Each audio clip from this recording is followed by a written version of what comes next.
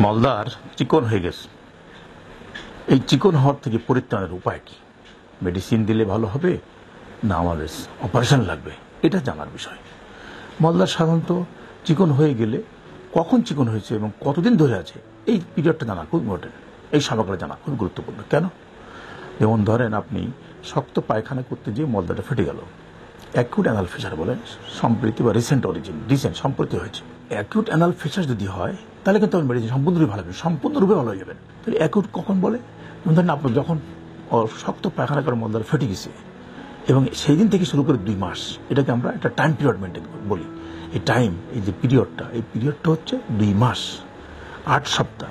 8 সপ্তাহের মধ্যে যদি আপনি চিকিৎসকের যান এবং যদি আপনি চিকিৎসা নেন তাহলে কিন্তু আপনি ভালো হবেন।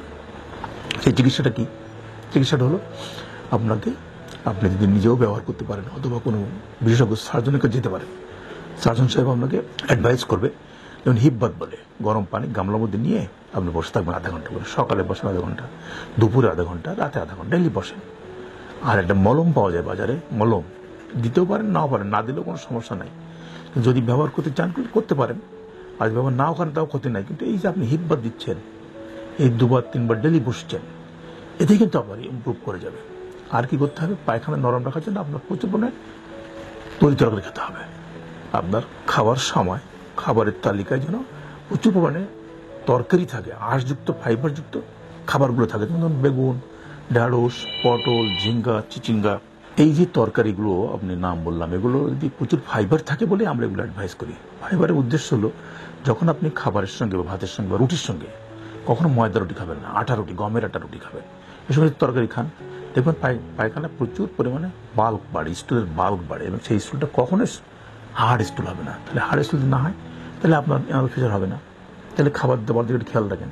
আর অ্যানাল ফিসার হয়েই যায় তাহলে আপনাকে অ্যাকিউট অবস্থায় থাকে, 2 মাসের মধ্যে থাকে, তাহলে আপনি মেডিসিন, সিম্পল মেডিসিন, আপনি গরম পানিতে 2-3 বার বসেন, যতক্ষণ পর্যন্ত ঘাটা ভালো না হয়। আপনি বুঝতে পারবেন যে আপনার ঘা ভালো হয়েছে কি হয়নি, নিজেই বুঝতে পারবেন, অনুভব করতে পারবেন।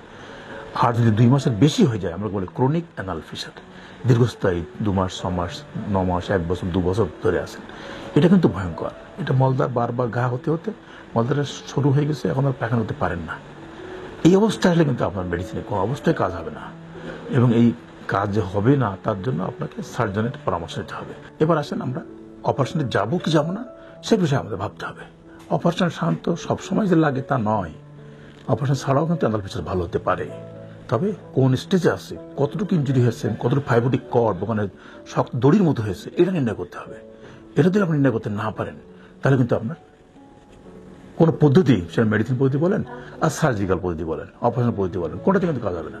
আপনাকে বুঝতে হবে যে আপনার ওখানে রোগটা, যে ঘা হতে হতে মলদারের যে ওপেনিংটা, মুখটা, ছিদ্রটা শুরু হয়েছে কি হয়নি, এবং কোনো ফাইব্রোটিক কর্ড আছে কি নেই। এরকম যদি অবস্থা থাকে তাহলে আপনাকে ডেফিনেট সার্জারি করলে আপনি ভালো হয়ে যাবেন। সার্জারি পদ্ধতি আছে, একটা হলো ট্র্যাডিশনাল পদ্ধতি, ওপেন পদ্ধতি, এটা হলো লেজার পদ্ধতি। লেজার পদ্ধতি সবচেয়ে ভালো, অল্প কাটতে হয়, ফাইব্রোটিক কর্ডটা ইজিলি তোলা যায় এবং এটা চিরস্থায়ীভাবে ভালো হয়। ট্র্যাডিশনাল পদ্ধতি সেটাও ভালো হয়, কিন্তু সেটা হলো একটু ক্ষতের সৃষ্টি বেশি করে। আমরা ডায়াথামিক কর্ড ব্যবহার করি, ডায়াথামিক নাইফ ব্যবহার করি, এবং ওটা দিয়ে ফাইব্রোটিক কর্ডটা তুলে দিই। এবং এই সার্জারি করার পরেও কিন্তু আপনাকে 2 থেকে 3 সপ্তাহ হিপ বাথ নিতে হয়। এই কারণে ঘাটা তো কোনো শুকায়নি। ঘাটা যদি না শুকায় তাহলে আপনি এটা যদি হিপ বাথ না নেন, তখন ওখানে মাংসটা আরো বেশি সংকুচিত হয়ে আবার কিন্তু অ্যানাল স্টেনোসিস ফিসার করতে পারে। অতএব অভিজ্ঞ চিকিৎসক প্রয়োজন, এবং কতটুকু কাটতে হবে, কতটুকু বড় করতে হবে, কতটুকু ফাইব্রোটিক কর্ড হয়েছে সেটা আইডেন্টিফাই করতে হবে, তারপর চিকিৎসা দিতে হবে। সার্জিক্যাল চিকিৎসা আমি স্থায়ীভাবে ভালো হয়ে যাবে।